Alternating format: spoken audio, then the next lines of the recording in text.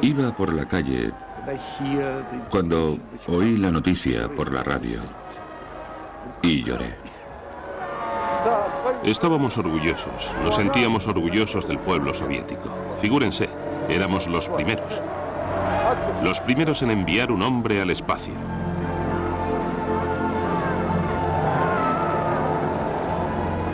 El 12 de abril de 1961, Yuri Gagarin fue el primer ser humano en aventurarse fuera de la atmósfera terrestre a bordo de un cohete. Aunque su viaje duró tan solo 108 minutos, a su regreso se convirtió en el hombre más famoso del mundo.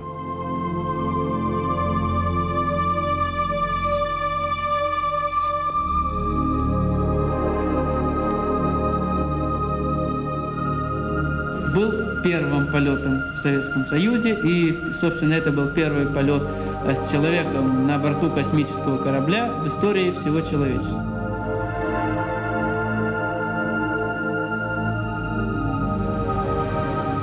A su regreso a la Tierra, su rostro sonriente se ganó los corazones de millones de personas en todo el mundo.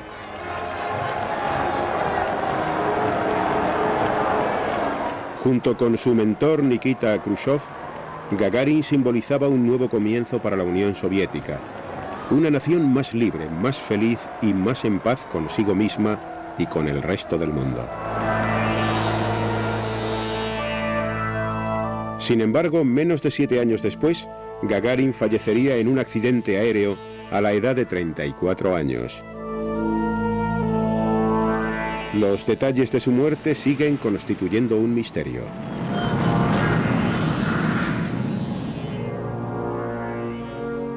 La jerarquía soviética, ahora liderada por Leónidas Brezhnev, se vio en la obligación de llorar la pérdida de Gagarin, mas en privado casi se oían sus suspiros de alivio. Confiaban en que a partir de entonces fuera posible silenciar para siempre los escándalos de la vida privada de Yuri Gagarin. A Gagarin le resultó insoportable vivir encarnando el papel de héroe. Bajo la leyenda oficial se escondía un Gagarin reprimido por las limitaciones del propio sistema que lo había creado. Un hombre acerca del cual el mundo lo desconocía absolutamente todo. Yuri Gagarin, el hombre del espacio.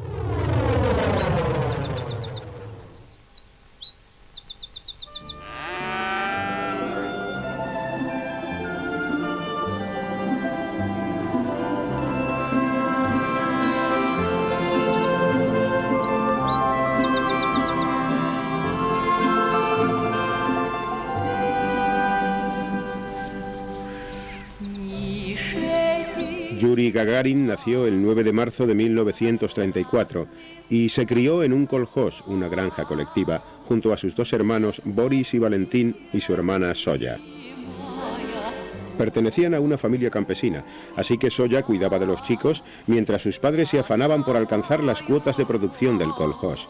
El padre de Yuri, Alexei, simultaneaba su trabajo como peón agrícola con el puesto de carpintero de la aldea.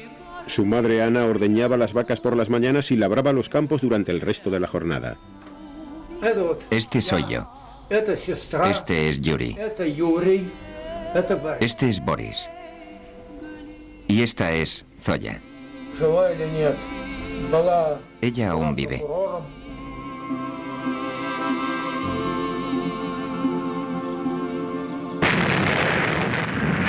Cuando Yuri contaba 7 años, estalló la guerra entre su país y la Alemania nazi. Un conflicto que llevó a la URSS al borde de la inanición y llegó hasta las mismas puertas de la casa de los Gagarin. Наша семья во время нашествия гитлеровских полчищ на нашу родину находилась на территории временно оккупированной фашистами. Las tropas alemanas ocuparon el kolkhoz y expulsaron a los Gagarin de su casa, obligándolos a vivir en un subterráneo excavado en el jardín. Aún hoy día, a los miembros más jóvenes de la familia se les recuerdan las condiciones de vida bajo el dominio alemán. Verás, Andrei. Aquí es donde nos escondíamos de los alemanes. Nos habían echado por la fuerza. El abuelo y la abuela dormían aquí. Y aquí la tía Zoya. Dos alemanes ocuparon nuestra casa y durante 1 año y medio El frente estuvo solo a 6 kilómetros de aquí. Yuri y su hermano Boris pronto se convirtieron en activos saboteadores. Los alemanes cargaban en nuestra casa las baterías que después llevaban al frente. Un día, Yuri y Boris decidieron llenarlas de arena. Por supuesto, los alemanes lo descubrieron. Atraparon a Boris y lo colgaron de un árbol con su propia bufanda. Yuri corrió a casa gritando: «Mamá, están ahorcando a Boris». Entonces llegó mamá. Empujó al alemán y casi lo tira de la escalera. Él corrió a coger su rifle automático y se dispuso a dispararle. Únicamente la orden de un oficial superior pudo evitar la muerte de la madre de Yuri. Pese a los horrores presenciados, nada parecía hacer mella en la resistencia ni en el sentido del humor de Yuri. Yuri era muy listo, un auténtico luchador. Le gustaba la guasa, pero las bromas que gastaba a sus amigos eran inocentes. Pero sí que le encantaba bromear con los demás. Conocía de memoria todos los aviones, tanto los alemanes como los nuestros. Era capaz de identificar todos los modelos. Así comenzó una fascinación por los aviones que lo acompañaría siempre. A los 16 años se trasladó a una escuela profesional a orillas del Volga. No obstante, como escribió un amigo, lo que realmente lo cautivaba eran las actividades de su tiempo libre. Decía que su sueño se estaba haciendo realidad. Siempre había soñado con volar, pero su sueño se estaba haciendo realidad. Lo habían admitido en un aeroclub. Durante 4 años, Gagarin solamente pilotó biplanos.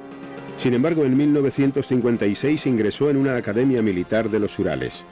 Su meta era pilotar reactores y llegar a ser piloto de caza. Toda la nación vivía momentos de gran optimismo.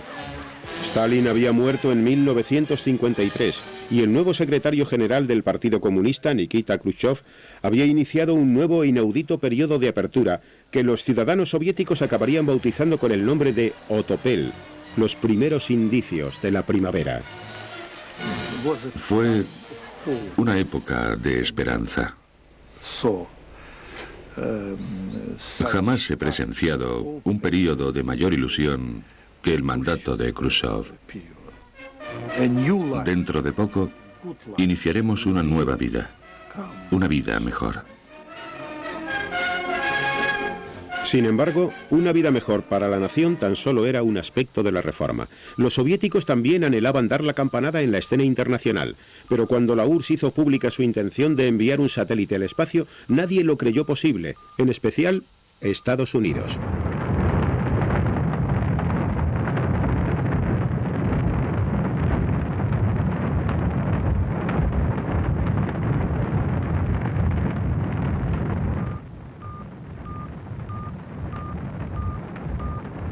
A man-made celestial body for the first time in history overcame terrestrial gravity and flew into space.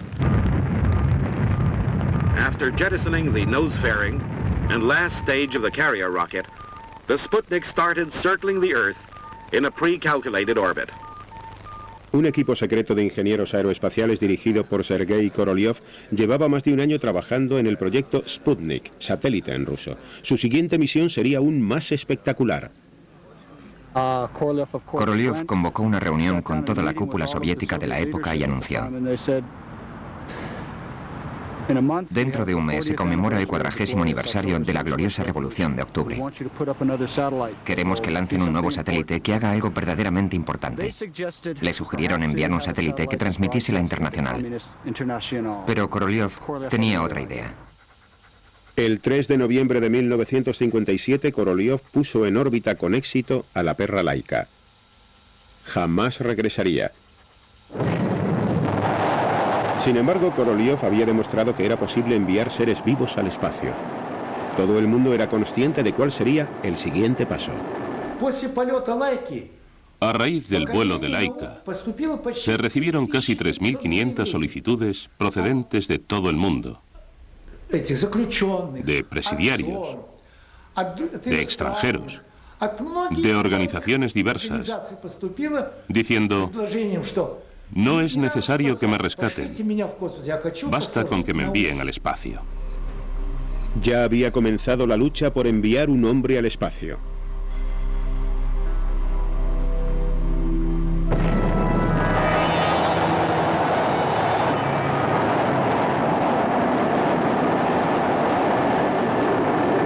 Entretanto, Gagarin parecía haber logrado cuanto deseaba. Al fin había llegado a ser piloto de caza y estaba destinado en una base del Círculo Polar Ártico con la misión de defender la frontera occidental de la Unión Soviética. El mismo mes en que Laika realizara su épico viaje, Yuri se había casado con Valentina Ivanovna, una médico que trabajaba en la misma base.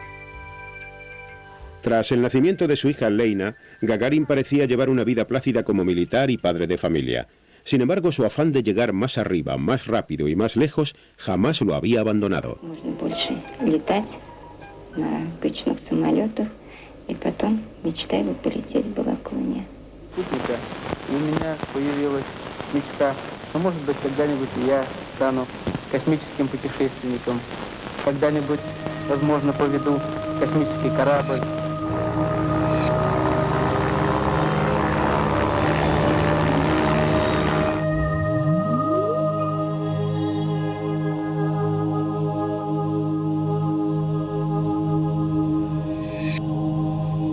En octubre de 1959, un misterioso grupo de agentes de reclutamiento llegó a la base ártica donde estaba destinado Gagarin. Le preguntaron si le gustaría pilotar algo absolutamente nuevo. Él supuso que se referían a helicópteros. No le respondieron, se trata de naves espaciales. 6 meses después estaba adiestrando para ser cosmonauta.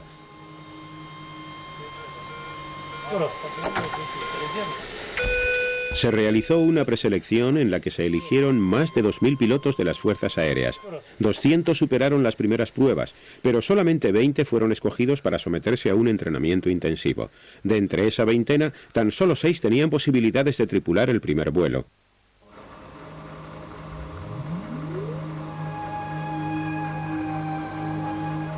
El 18 de junio de 1960, Gagarin y los restantes jóvenes pilotos contemplaron por vez primera el extraordinario ingenio que llevaría a uno de ellos al espacio.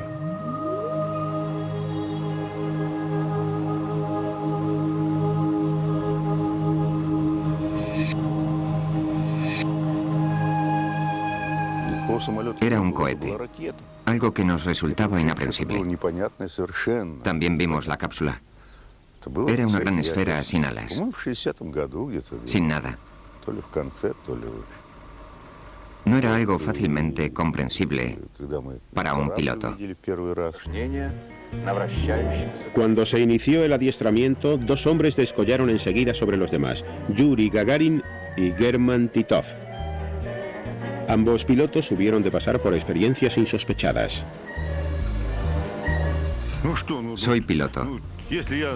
Y cuando estoy volando, si quiero hacer un rizo, puedo hacerlo. Si hago un rizo, termino el rizo. Eso es algo comprensible. Pero si te ponen en una centrifugadora y empiezan a aplicarte más y más presión, te sientes como un conejillo de indias.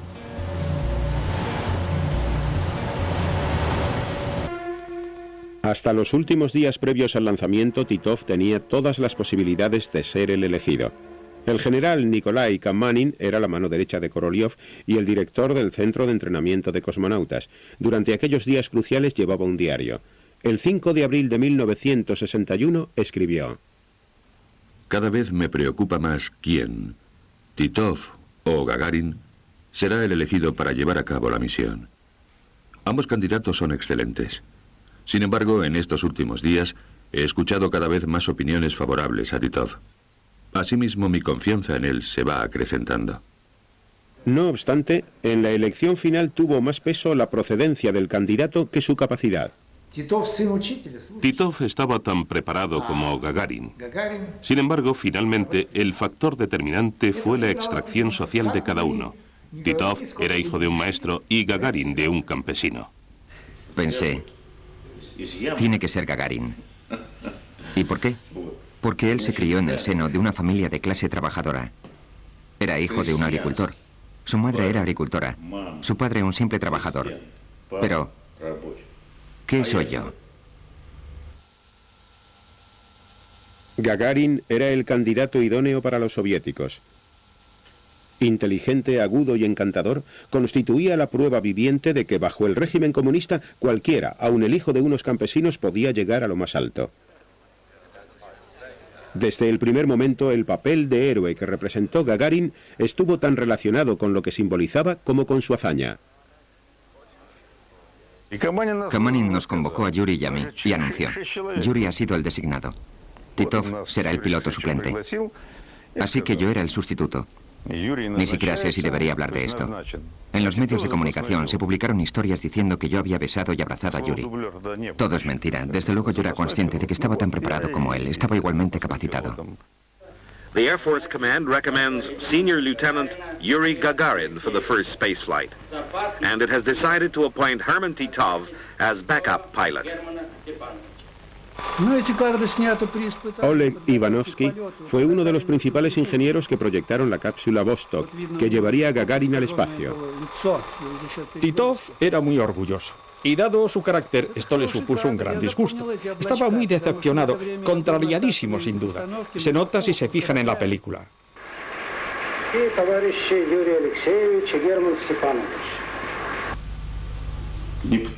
Yo quería ser el titular. Y el hecho es que designaron a Yuri. Ya han pasado muchos años.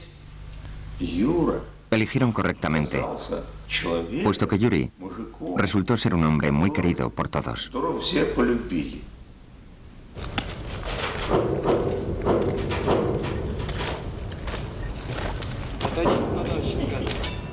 Este cohete que está a punto de ser lanzado desde Kazajistán es muy similar al que envió a Yuri Gagarin al espacio.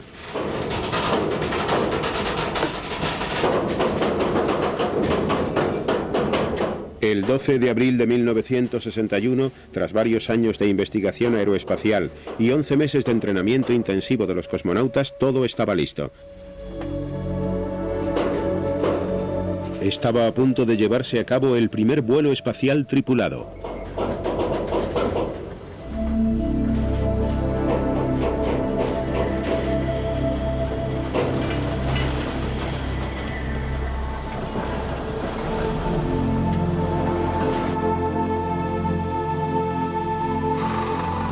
Aquí pueden ver a Titov vistiéndose.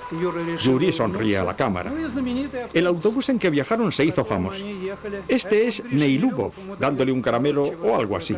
German va sentado detrás.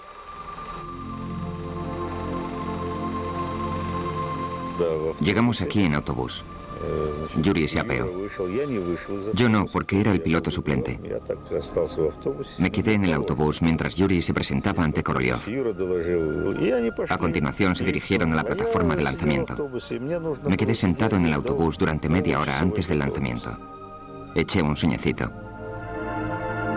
Hasta el último minuto antes de que Gagarin se introdujese en la cápsula, Titov abrigó la esperanza de tener la oportunidad de volar.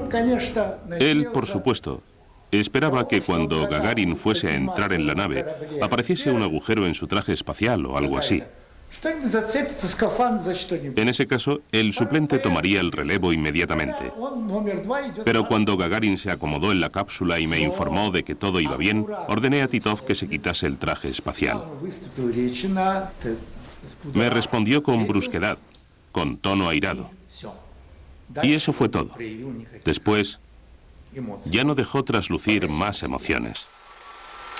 La nave espacial de Gagarin era completamente automática. Nadie podía saber qué ocurriría una vez que se hallase en el espacio. Podía suceder que enloqueciese, quizá desertase aterrizando en otro país.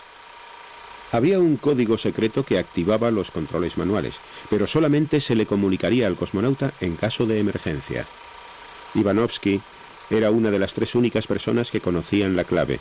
Pese al severo castigo al que se exponía quebrantando el secreto, movido por la creciente admiración que sentía por Gagarin, Ivanovsky estaba dispuesto a revelarle el código.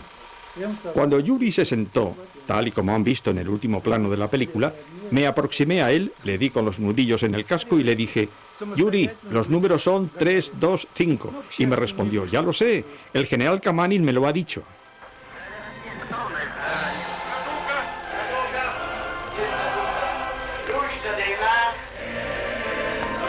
Por fin todo estaba listo. Korolev ordenó el lanzamiento.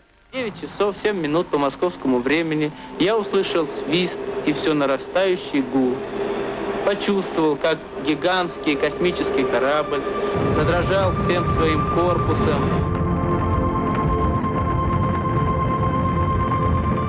Tan seguro de sí mismo como de costumbre, Gagarin gritó, «Poyácale, vamos allá», al iniciar un viaje que lo llevaría alrededor del mundo y, según se esperaba, lo devolvería a la Tierra.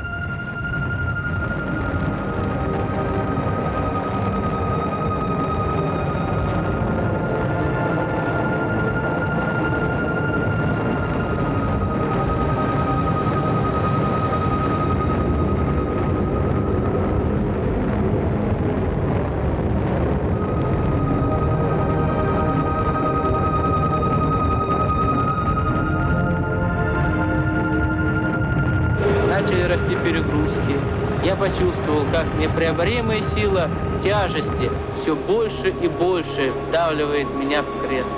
Было трудно пошевелить рукой. Я знал, что это состояние продлится недолго, пока корабль наберет необходимую скорость и выйдет на орбиту вокруг Земли. Después se hizo una calma absoluta. Se anunció que la nave espacial se había situado en órbita. A continuación oímos la voz de Yuri.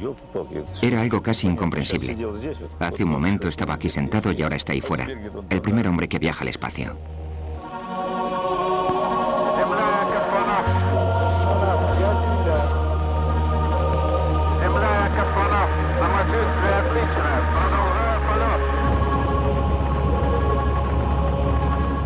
Y cuando se abrieron las portillas, dijo, «Qué hermoso es el mundo.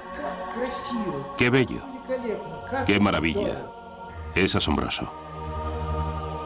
Se había estimado que las posibilidades de que Gagarin sobreviviese al lanzamiento eran del 50%. Ahora que el Vostok había iniciado una suave órbita, la Unión Soviética se dispuso a comunicar su hazaña al mundo.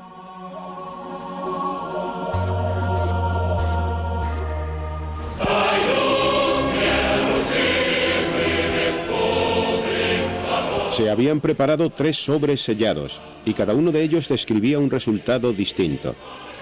Uno anunciaba un éxito absoluto. El segundo solicitaba ayuda para rescatar a un cosmonauta que había aterrizado fuera del territorio soviético.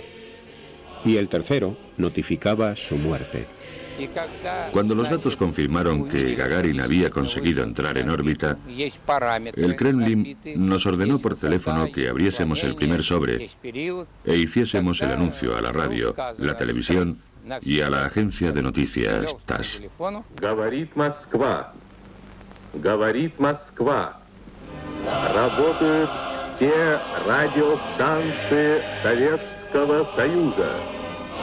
Передаем сообщение ТАСС о первом в мире полете человека в космическое пространство.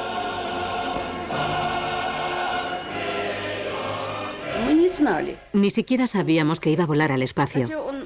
Y eso que nuestra madre había estado con él tan solo un mes antes, cuando nació su segunda hija. Le dijo que tenía que salir de viaje por asuntos laborales. Ella le preguntó, ¿te vas muy lejos? Y él respondió, sí, muy lejos. La familia de Gagarin se enteró de la exitosa salida al espacio de su Yuri como cualquier otro ciudadano soviético, sentados en torno a la radio.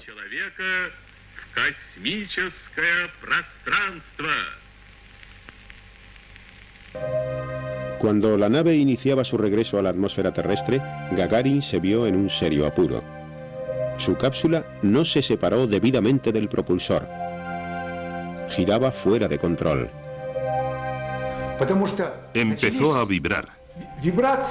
Y la presión que soportaba era tan fuerte que parecía empujarlo en todas direcciones. Me dijo que esto había ejercido una terrible presión sobre él. Desorientado, Gagarin no pudo seguir las instrucciones que recibía del control terrestre. Se le ordenó que no eyectase demasiado pronto, pero lo hizo, y desde una altura indeterminada.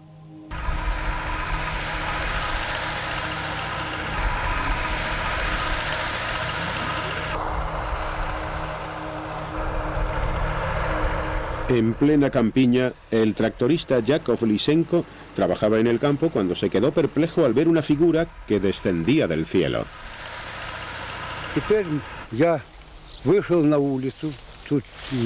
Oí una explosión procedente de arriba. Después vi algo en los cielos. Pensé, un piloto de avión. Descendió más y más hasta aterrizar cerca de nuestra aldea.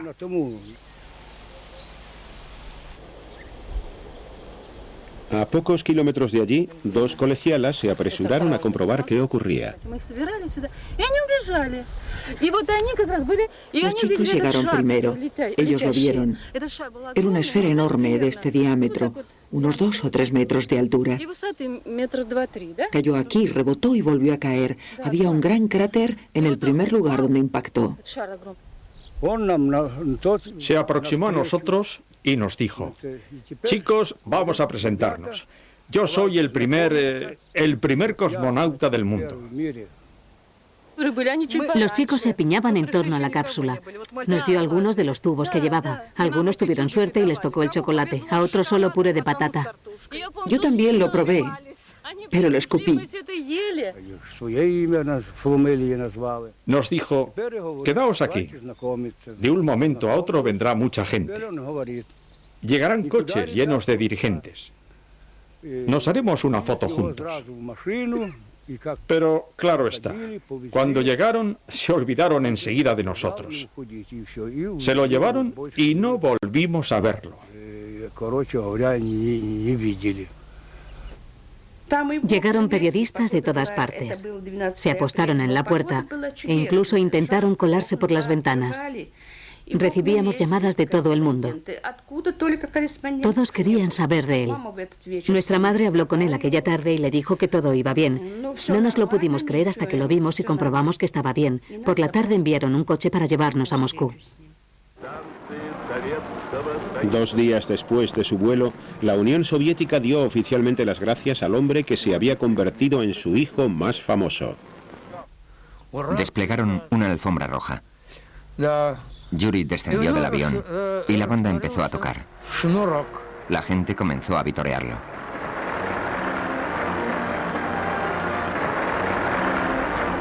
Cuando venía caminando por la alfombra roja en dirección a nosotros, vi que llevaba algo arrastrando. Llevaba desatado el cordón de un zapato.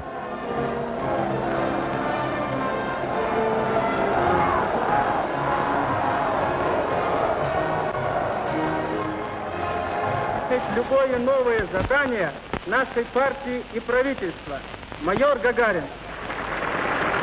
Para Gagarin, Khrushchev era algo más que un jefe de Estado. Se había convertido en su mentor e incluso en su amigo.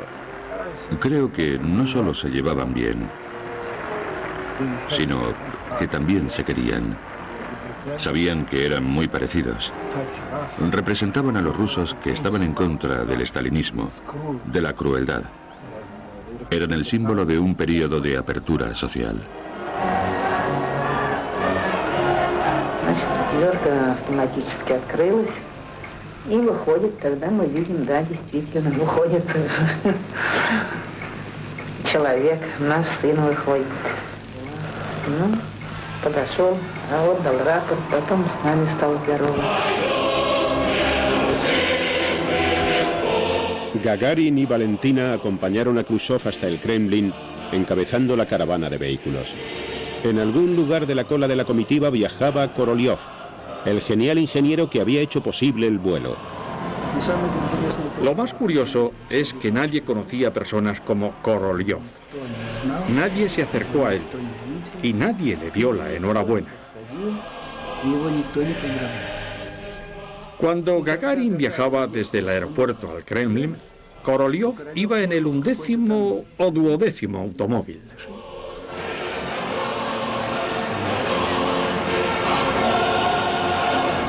Vi un mar de gente. Más que un mar, una avalancha que desfiló durante 6 horas o más por la Plaza Roja. Yuri estaba en el Kremlin y resultaba increíble verlo codeándose con los miembros del gobierno. En aquel momento fui consciente de la importancia del evento. Yuri Gagarin se había convertido en un fenómeno dentro del sistema soviético. Según la ideología imperante, nadie podía ser más importante que la colectividad. La gente contemplaba a un héroe y se veía a sí misma reflejada. Sin embargo, este chico campesino era algo más que un símbolo. Era una persona de carne y hueso y, como reconocería Khrushchev, por consiguiente, una tremenda arma propagandística. Полет советского корабля «Восток-1» открыл не только новую веру в освоение космоса. Он явился вестником мира и доброжелательства народов нашей Родины, строящий коммунизм ко всем народам Земли.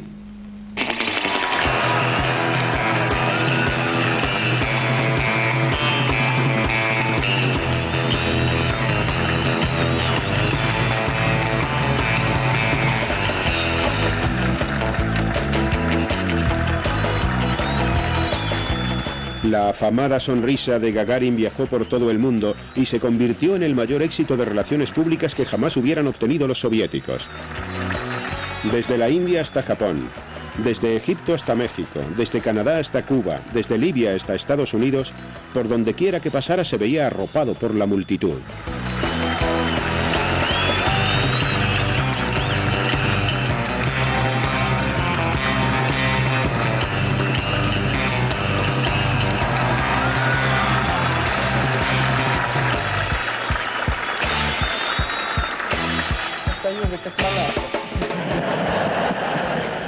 Will you preside over the Space Pilots Trade Union? Ну, могу сказать, что это не от меня зависит. Если выберут, то да. Сообщили мне...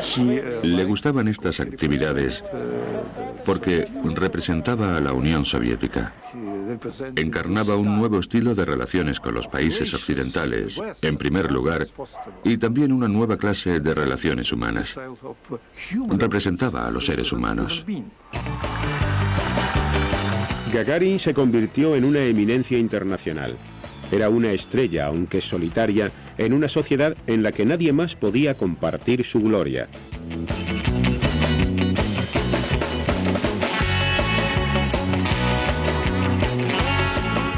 Los miembros de su familia fueron los primeros en sufrir las presiones de la fama. A Valentina Gagarina jamás le había gustado la notoriedad. Cada vez se mostraba más incómoda en su papel de esposa de un personaje tan famoso. Valentina era una mujer muy compleja. Protegía a Gagarin de cualquier clase de tentación propiciada por su nueva posición.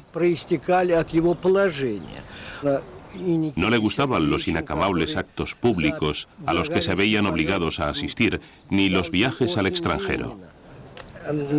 Aunque Khrushchev le concedió la medalla de la Orden de Lenin, jamás llegó a lucirla. Pronto, Valentina hallaría más motivos de preocupación aparte de los obligados viajes al extranjero. En otoño de 1961, Gagarin llevó a su familia de vacaciones al centro turístico de Foros, en Crimea. German Titov, ahora más amigo que rival, los acompañó. Ambos bebieron demasiado y en su último día de estancia, Gagarin se vio envuelto en el primero de los muchos escándalos que ensombrecieron su vida privada. Iban a marcharse por la mañana y la doncella tenía que cerrar el edificio cuando se fuesen. Anna Rumanseyeva trabajaba de enfermera en aquel hotel de lujo. La doncella entró en la habitación y esperó a que se marchasen. Yuri, que estaba borracho, la siguió al interior y cerró la puerta. El general Kamanin, director del Centro de Entrenamiento de Cosmonautas, anotó el incidente en su diario. Gagarin entró en la habitación, cerró la puerta con llave y trató de besarla diciendo: ¿qué vas a hacer? ¿Gritar pidiendo ayuda? Entonces Valentina fue a buscarlo. Cuando llamó a la puerta, la doncella le dijo que Yuri había saltado por el balcón. Cuando ambas se asomaron, lo vieron tendido sobre la acera. Cuando me apresuré a atenderlo, lo primero que preguntó fue: ¿podré volar al espacio o a la luna? Le respondí: ya veremos.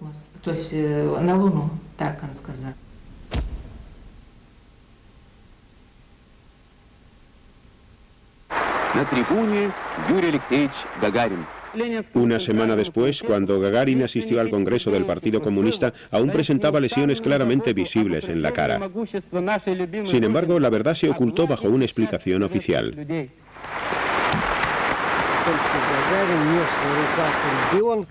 Recuerdo que los periódicos dijeron que Gagarin había tropezado mientras llevaba a su hija en brazos y que se había sacrificado evitando que la niña se hiciese daño. Sin embargo, cuando informaron al general Kamanin, Gagarin y Titov fueron más cándidos. Reconocieron haber abusado del alcohol y haber sido desconsiderados con las mujeres, entre otras faltas. Gagarin hizo un relato relativamente veraz sobre la forma en que se produjo las lesiones. Sin embargo, y posiblemente para que Valentina se quedase tranquila, sostuvo que no sabía que la chica se encontraba en la habitación desde la que saltó. Gagarin y Valentina ya tenían 2 hijas.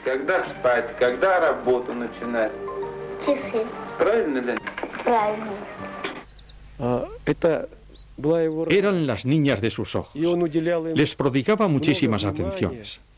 Cuando regresaba de la oficina, a menudo veía a Yuri paseando con ellas y hablándoles muy seriamente, como si fueran adultas. No obstante, Gagarin tenía continuamente tentaciones de abandonar la recta vida familiar que promulgaba el partido, sobre todo cuando se encontraba lejos de su hogar. A menudo pasaba la noche en el Hotel Yuzhnost de Moscú. Siempre se alojaba en la habitación 709, en la planta 7ª. En una ocasión en que se celebraba un banquete, y él estaba bebido, una de las mejores deportistas de la Unión Soviética, una campeona del mundo, lo sedujo.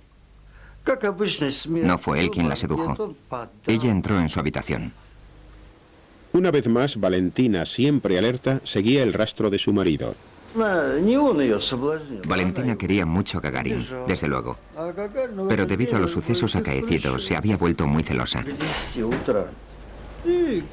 La policía militar debería haberle advertido de su llegada, pero no lo hizo.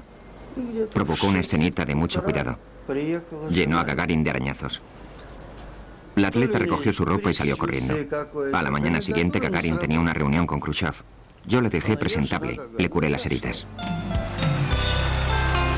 El papel de Gagarin como embajador itinerante del comunismo de Khrushchev no tenía parangón con su labor en el programa espacial.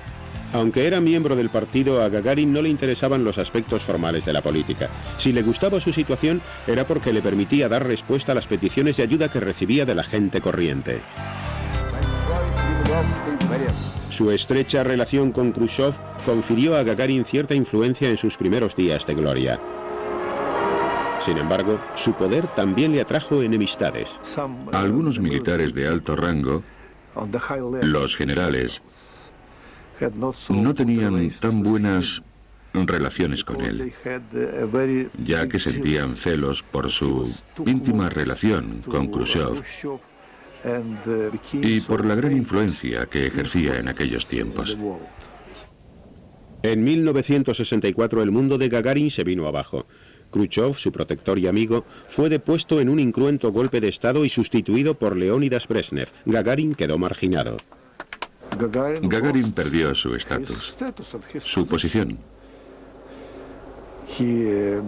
A partir de entonces, dejó de viajar como antes. Ya no volvió a ascender en el ejército. Le negaron el ascenso. No sabía qué hacer. Perdió la sensación de ser alguien importante. En una ocasión, Gagarin se reunió con un miembro del gobierno de Brezhnev a fin de protestar por el trato dispensado a uno de sus colegas. Le respondió: «Usted es un héroe. Dedíquese a pensar en hechos heroicos y déjenos el resto a nosotros». A mi modo de ver, La causa de su tragedia subyace en que su personalidad se estaba dividiendo. Por un lado, era consciente de la carencia de derechos y las dificultades de las clases inferiores. Por otro, veía la corrupción de los estratos más altos de nuestra sociedad. Sufrió mucho a causa de eso. A veces, cuando salía del Kremlin, parecía muy entristecido. Se sentaba silenciosamente en el coche. No hacía falta que le preguntase qué había ocurrido. Puesto que no había en perspectiva ningún otro vuelo espacial, la estrella de Gagarin comenzó a declinar, tal y como consignara el general Kamanin en su diario. Su vida desordenada y reuniones interminables con el alcohol siempre presente iban transformándolo. Estas circunstancias estaban borrándole del rostro su encantadora sonrisa. Sin embargo, fue el propio Kamanin quien le ofreció una alternativa. Decidí entrenarlo para volar en la nave espacial Soyuz. Gagarin se preparó con energía. Aparentemente estaba cambiando para mejor. Perdió peso, retomó el deporte y comenzó a estudiar nuevas técnicas astronáuticas. Gagarin fue elegido piloto suplente de Vladimir Komarov. De acuerdo con la tradición, si no se requerían sus servicios en esta misión, la siguiente se le encomendaría automáticamente. Durante el aterrizaje, a Komarov le sobrevino una tragedia. El paracaídas principal no se abrió, lo cual provocó que se precipitara a tierra. Murió. Podría haber sido Yuri Gagarin.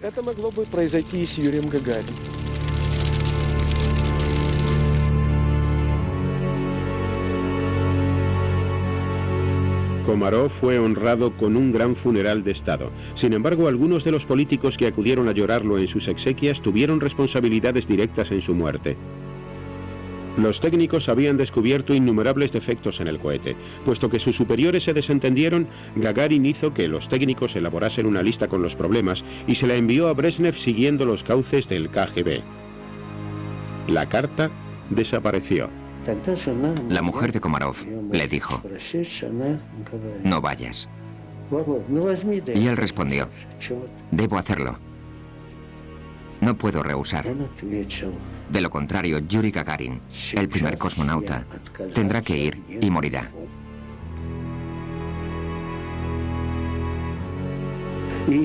Entonces Komarov perdió la compostura.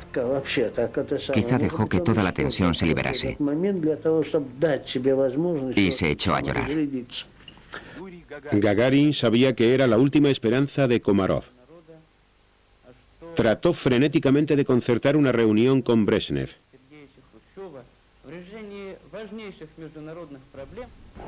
Le advertí a Yuri que si iba a hablar con Brezhnev, antes tenía que contármelo a mí. Debía tener mucho cuidado con lo que dijera. Cuando se le denegó la cita, Gagarin puso en marcha un último y desesperado intento de salvar a su amigo. Gagarin empezó a solicitar un traje protector, un traje espacial. Ya estaba claro que sería Komarov quien volase, y tan solo faltaban 3 o 4 horas. Pero de repente saltó y empezó a pedir repetidamente el traje.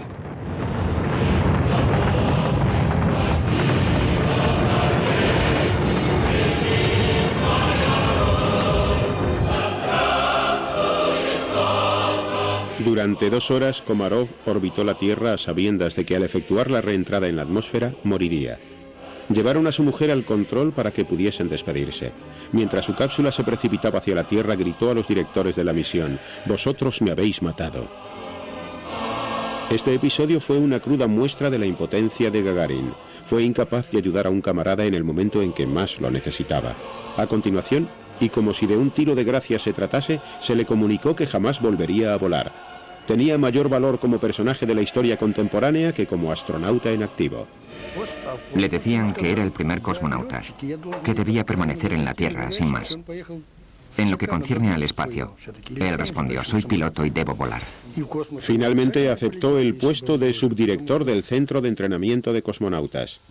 Se le ofrecieron cargos más importantes, pero él dijo: quiero intervenir directamente en el programa espacial. No quiero trabajar en ninguna otra cosa.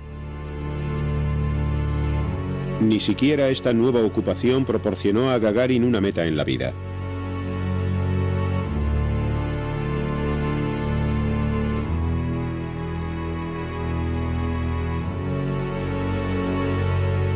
Por primera vez en su vida, empezó a perder el respeto y la simpatía de quienes lo rodeaban.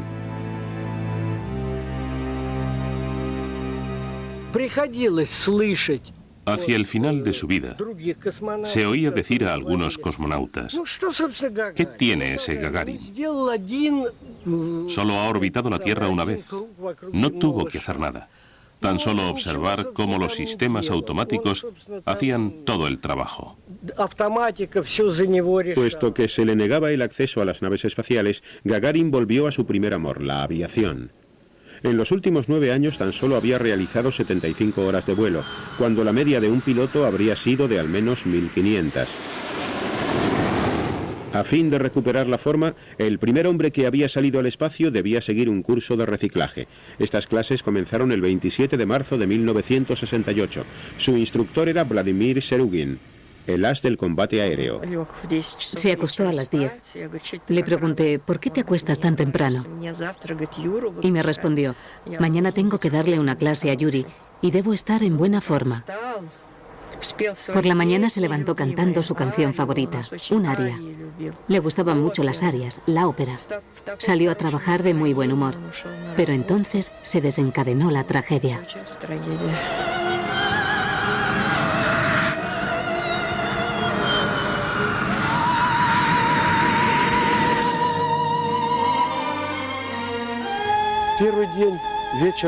El primer día por la tarde hallamos indicios de Vladimir Serugin. Unos fragmentos de su chaqueta, unos trozos de tela. Al día siguiente, cuando ahondamos en el cráter, encontramos trozos de la chaqueta de cuero de Yuri Gagarin. Entonces quedó claro: ambos están aquí. Стало понятно, они оба здесь, они не катапультировались. Durante 30 años, los fragmentos del avión de Gagarin permanecieron en bidones sellados, custodiados en el interior de una cámara acorazada en unas instalaciones militares de las afueras de Moscú. Sin embargo, el contenido de los bidones permaneció oculto a fin de garantizar que los sucesos de las últimas horas de Gagarin jamás llegasen a conocerse.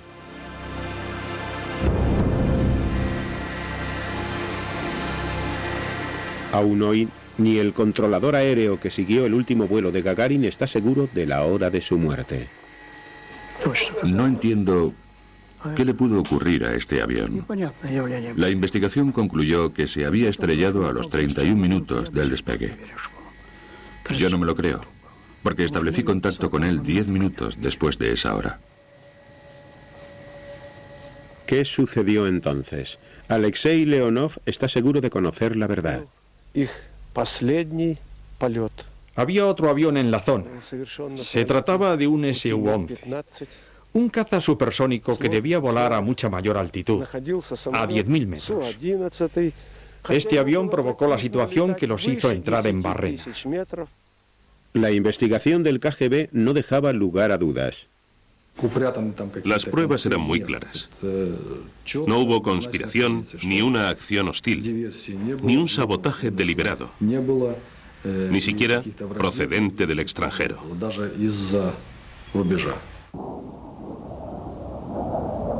Sin embargo, cuando Leonov revisó el informe del accidente, halló algo sorprendente. 20 años después, solicité algunos de los documentos que yo había redactado como miembro de la comisión de investigación. Y no estaban escritos de mi puño y letra. Alguien había reescrito mis informes. Era obvio que algunas personas estaban reajustando los hechos para salvaguardar su propia reputación. 35 años después de su muerte, hoy parece probable que la ocultación de un error, y no una conjura política, sea la auténtica explicación del hermetismo en torno a las circunstancias del último vuelo de Gagarin. Aparentemente, nadie quiso cargar con la responsabilidad de la muerte del primer cosmonauta de la Unión Soviética. Padeció las debilidades propias del ser humano, pero para los millares de personas que desfilaron ante su féretro, fue un héroe genuino, cuya bravura y entusiasmo constituían las pruebas de la capacidad del esfuerzo humano.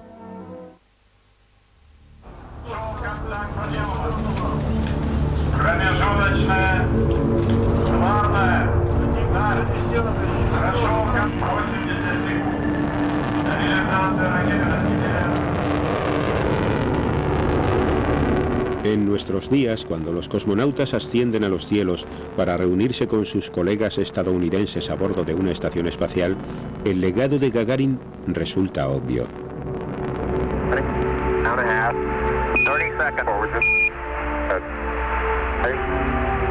Neil Armstrong dijo: "Fue Yuri Gagarin quien nos impulsó a todos a seguir el camino de las estrellas".